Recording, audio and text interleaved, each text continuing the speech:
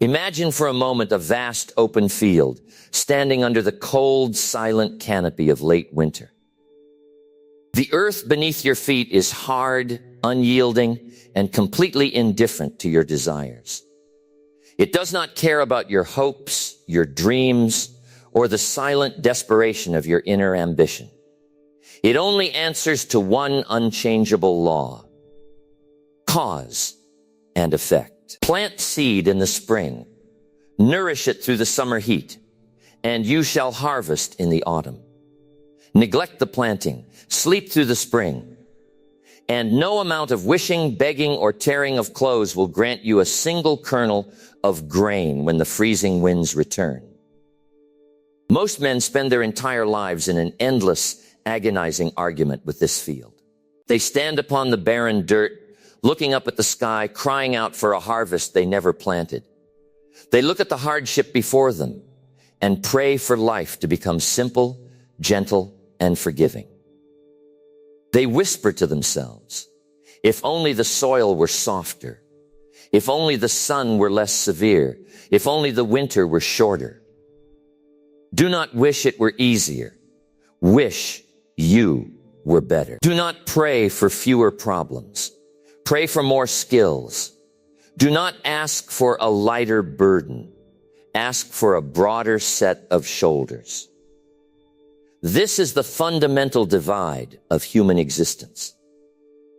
On one side stands the vast majority, the passive, the complaining, the perpetual victims of circumstance, who spend their days wishing for an easier world.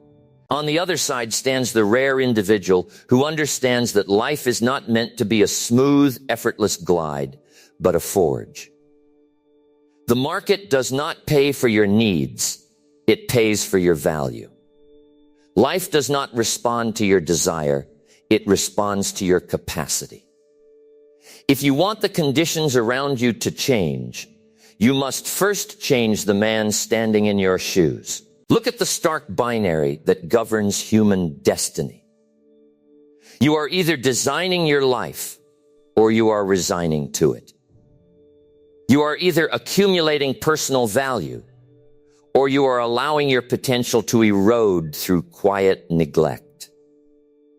The tragic mistake most people make is believing that difficulty is an anomaly, an unfair intrusion upon their peace. They view obstacles as interruptions to life rather than realizing that overcoming obstacles is life. Let us begin this masterclass by setting hard anchors.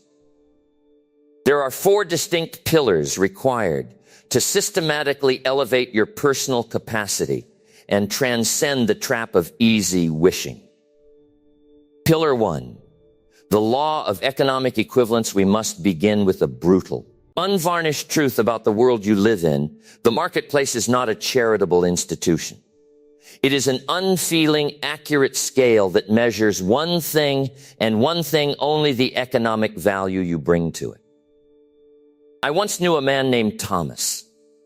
Thomas was a sincere, hardworking individual who worked in a small manufacturing town.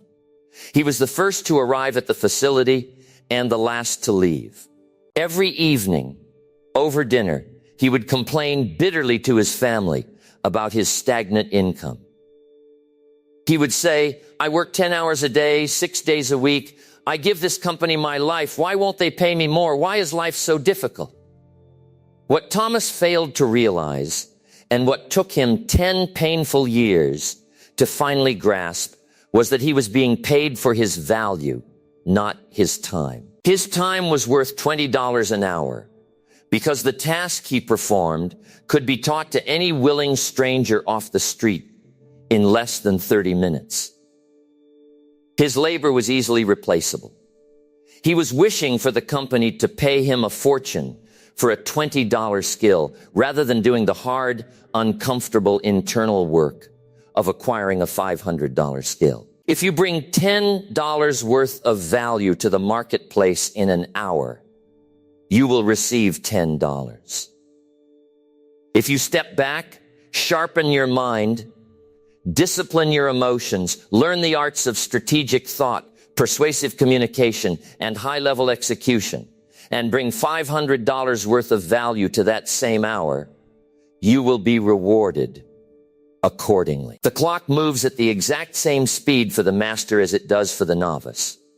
The difference is not in the passage of time. It is in what you have deposited into that time. Ask yourself these reflective questions. What specific skills do I possess today that cannot be easily replaced by a machine or a crowd? Am I spending my daily hours performing high-value, deep work? Or am I merely occupying space and demanding a high-value return? If you wish to increase your return, you must increase your value.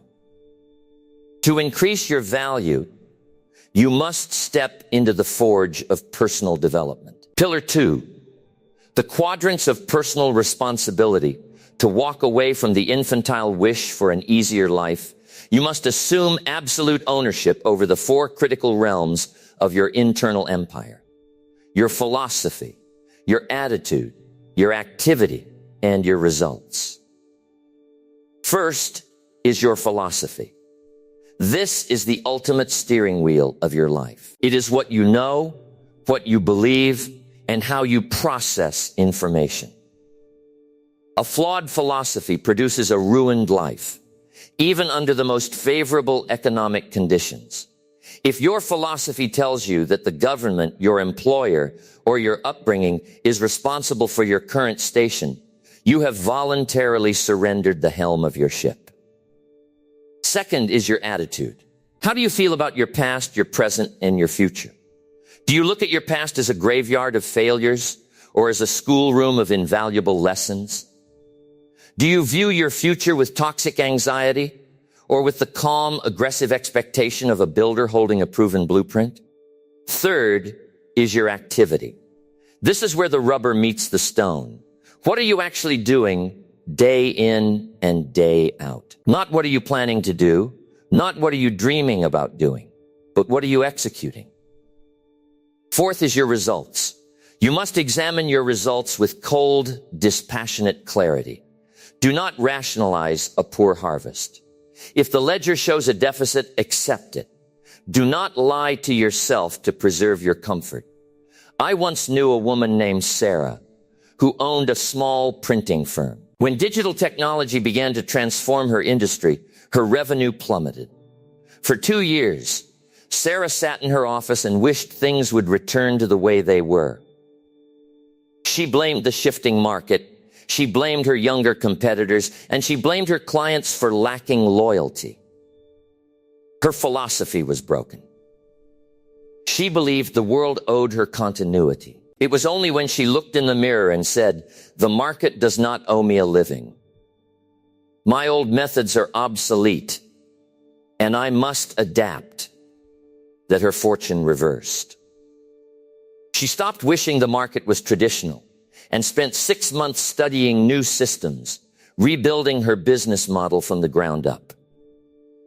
She went from the brink of bankruptcy to commanding the largest market share in her region. The environment did not soften for Sarah. Sarah hardened her intellect to match the environment. Consider these Socratic inquiries. In what area of my life am I currently blaming external circumstances for my lack of progress? If my current daily activity level were multiplied by 10 years, where will I end up? Pillar 3, the strategy of voluntarily seeking weight. If you want to build physical strength, you do not go to the gymnasium and search for the lightest weight available. You do not look for the smooth, feather-light plastic foam and pray that lifting it will carve iron muscle onto your frame. You understand instinctively that growth requires resistance. Gravity is the enemy of the lift, yet without gravity, the muscle cannot grow. Why then do men treat mental, emotional, and spiritual growth with such profound cowardice? When hardship arrives, they collapse into grief, wishing the weight were removed. The extraordinary individual does not run from weight. He seeks it out voluntarily.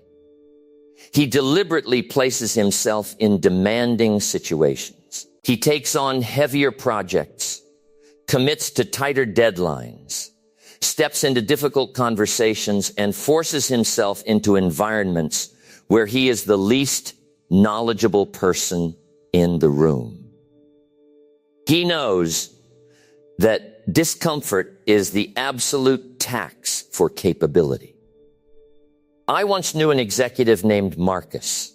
Marcus had a comfortable, secure managerial position at a firm where he could have easily coasted until retirement. He worked 4 hours a day, received a reliable salary, and spent the rest of his time in comfortable distraction. But Marcus noticed something frightening. His mind was turning soft. His ability to handle crisis was diminishing.